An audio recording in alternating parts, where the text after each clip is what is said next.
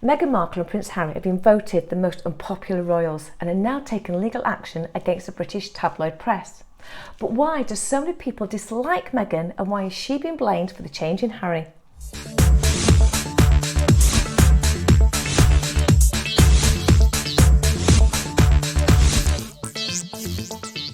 Now, consciously or subconsciously, we're all biased. So in today's video, I'm going to look at how psychology affects how we mistakenly interpret what someone does to define who they are. Now, if you're fascinated by social psychology and you love learning about not only yourself but the people around you, don't forget to subscribe and hit that notification bell and stay tuned for my weekly videos. Please do be advised that this video is for education, review and entertainment purposes. So all materials and videos have been found on the public domain and I'm using them under the USA Fair Use and the UK Fair Dealing Guidelines. Now, all comments are subjective and may not necessarily be true, and I urge everyone to do their own research. Now, I've got a bit of a confession to make because recently I've been binge watching 4 channels on YouTube, which I think have been absolutely fascinating. I absolutely love them. If they saw this, I'd say to them, I love your channels. You've caused me endless amounts of entertainment. These channels are, and I'll put the details, the channel names on for you, but we have Murky Meg. We have According to Taz, who I think is just amazing. We have Yankee Wally, just love her. And we have Celt News. Now, the reasons I've been watching these channels is because their focus has been to highlight the antics and behaviours of Harry and Meghan. Now, it's more like a soap opera to me because I've been watching these and they're coming up with stories, particularly with Archie's birth. What is Archie real? Is Archie a doll? Was it a real bump, or was she having one of those fake bumps there? But they put forward some fascinating insights, and like I say, it's like watching a soap opera. Today's video for me is not about my views of Harry and Meghan and what's been going on. I'm not there to do that today. But what I have thought is it's getting out of hand and it seems to be escalating, this dislike of Meghan. What is it she's doing that she's so wrong? So what I want to talk about today are what we call cognitive biases. And I want to give you 5 reasons why people can be affected by what they see and hear, particularly with things like the media, when you're looking at people like celebrities. So I'm going to run through these biases. Have a look at these other people's channels. I'm going to run through these biases today because not only does it, in my mind, work for Harry and Meghan, but I think for you guys as well in your day-to-day life, maybe for you or how you perceive other people. These cognitive biases happen on a day-to-day. And like I said at the start of the video, we are all biased, either consciously or subconsciously. So let's look at the first of these cognitive biases. And this is something called halo and horns effect. Now, with the halo, this was Edward Thorndike in the 1920s, if you wanted to have a look at it. He found that people, when they associate one positive trait with somebody, they then latch on other positive traits. So, for example, we see Harry. Now, nobody can forget the scenes of Harry walking behind his mother's coffin. And that, I think, broke the nation's heart, seeing such a young boy having to do that. We then see this young boy growing up into a young man, and he's in Africa and he's nursing babies. And immediately we go, he's kind, he's loving, he's giving. So we don't actually know him as a person, but we associate all the positive traits with Harry based on a few actions. So Harry has the epitome of the halo effect. But then Meghan comes along, and I do think that the nation actually wanted this to work. I do think they saw her maybe as the love, that he deserved after having, relationships that hadn't worked out. But, whereas Meghan came in, and I do think at the start she had the halo effect, 2 things actually went wrong. First of all, one thing that can happen with the halo effect is somebody who has this and tries to draw upon it and goes, yes, aren't I fantastic? People then start to view this with vanity, egotism, and it starts to have something called the reverse halo effect. And this is where, when there's been studies, and Marshall Braman in 1975 actually carried out these studies, and he found by having these attractive people, that the perception of the halo effect, having these attractive people out there with the reverse halo, people watch them and increase the likelihood of them having a failed marriage through divorce or affairs, and then being very egotistical.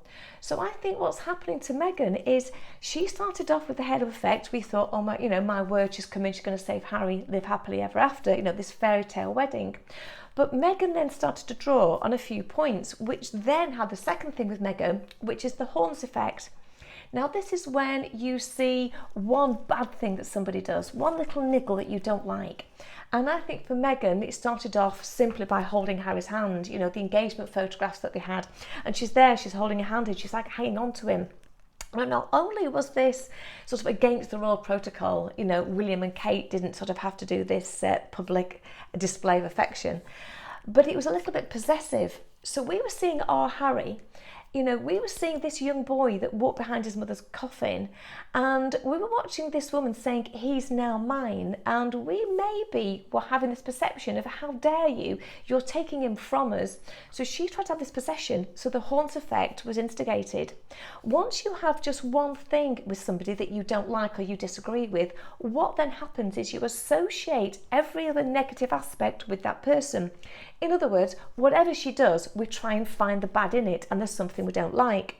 So looking at Harry and Meghan again, I think the halo and horns effect is very much them. Harry had the halo, Meghan's got the horns, but sadly, in time, Harry's been drawn under Meghan's wing, and the horns, Harry, I think are maybe coming out for you too. The second cognitive bias is something called the bandwagon effect, and you've probably heard this term yourself.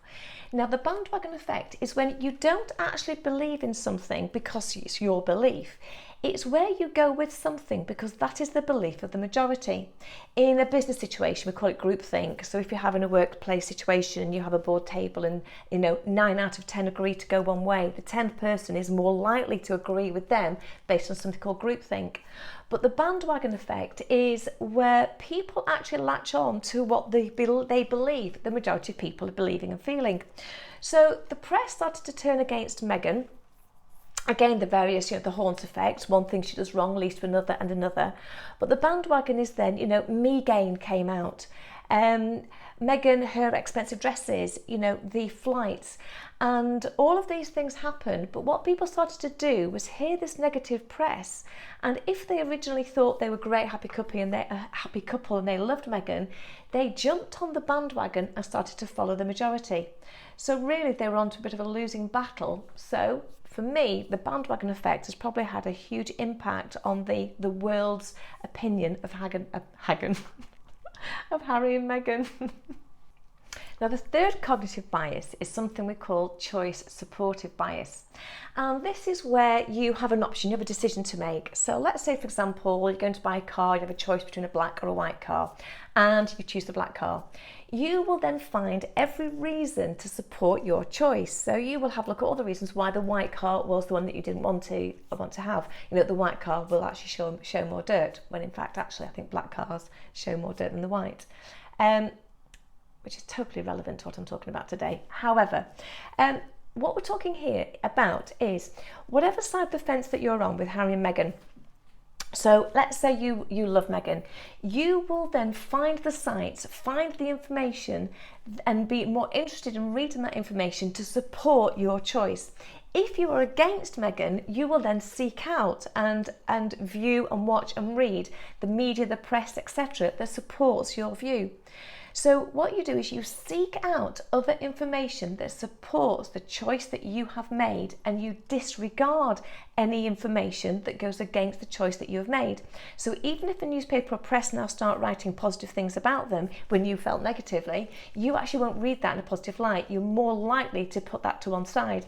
If a newspaper heading comes out that actually goes against them, which is what you believed in the first place, you're more likely to read it, and vice versa. Now, the fourth bias is called confirmation bias, and this is where you seek out confirmation for the decision or the belief that you have. So let's just say, for example, in everyday life, you believe that carbohydrates are bad for you. You will then go onto search engines and you will find ways to eat without carbohydrates and how to remove carbohydrates from your diet because you believe they are bad, rather than actually looking on the internet and finding which carbohydrates are good for you because you need to have them. So you will actually just seek out a confirmation as to what you originally believe. So confirmation bias with Harry and Meghan, for me, is, again, whatever side of the fence you're on, you actually want to find information that supports your belief. So you think she's fantastic and you think that she has been mistreated, you're more likely to go into the internet and Google, how great Meghan is, what a great job Meghan's doing, what a fantastic tour it is, successes of Meghan, Meghan's best dresses, Meghan's great fashion sense, because that will support your belief. If your confirmation bias is you're anti-Meghan, then you're more likely to type in where Meghan's gone wrong, things that Meghan does wrong, what went wrong with the Africa tour. So confirmation bias is probably the most dangerous bias that's out there, because again, if you think about the mental heuristics we have in our subconscious, we have our hidden beliefs. What has happened is we have this formation of a belief, and what we want to do with that is strengthen that belief rather than trying to seek something that may disprove it or offer an alternative. So confirmation bias is simply where you try and find information that supports your belief.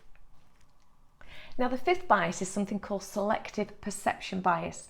Now, this is where we see things as we want them to be. We see something and we make it fit our own perceptions. So, for example, you go out for a meal one evening, you're on a very strict diet, and you sit there at dessert and they bring out the large cream cake and you go, oh, well, this one won't hurt. It's where you make that fit that moment at the time. So looking again at Harry and Meghan, what we have here is, again, probably with William and Kate, we have a difference. Both couples could do something, but we see one couple and if they do it, we don't like it.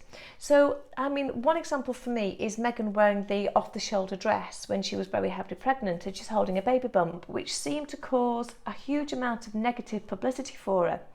And there are many celebrities out there we have seen heavily pregnant and doing the same thing, holding their baby bump. So why was it with Meghan it caused so much negative press?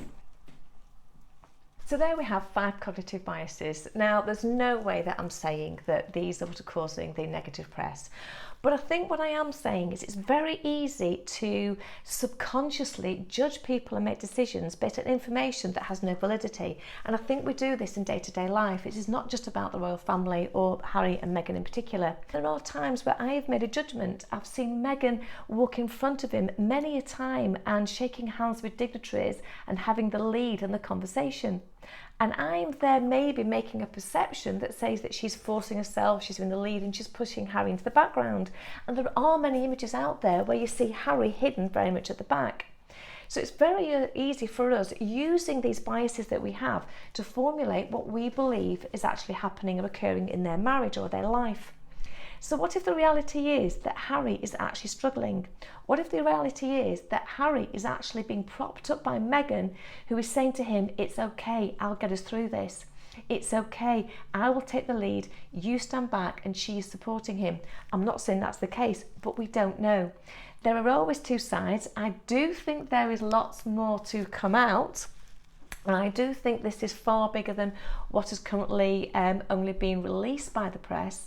But I also do think that what we know is not all the reality of what is going on.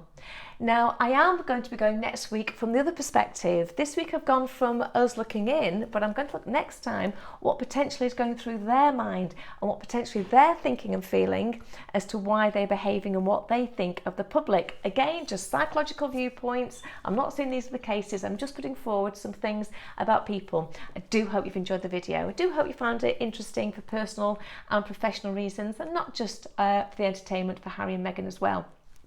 Any comments or questions you have, again, do pop them in the comments box. I do like reading those. Thank you very, very much. Don't forget, give me a like. Ring the bell and you'll get notification of my video next week. New video every Monday. Thank you so much for watching, and I'll see you next week.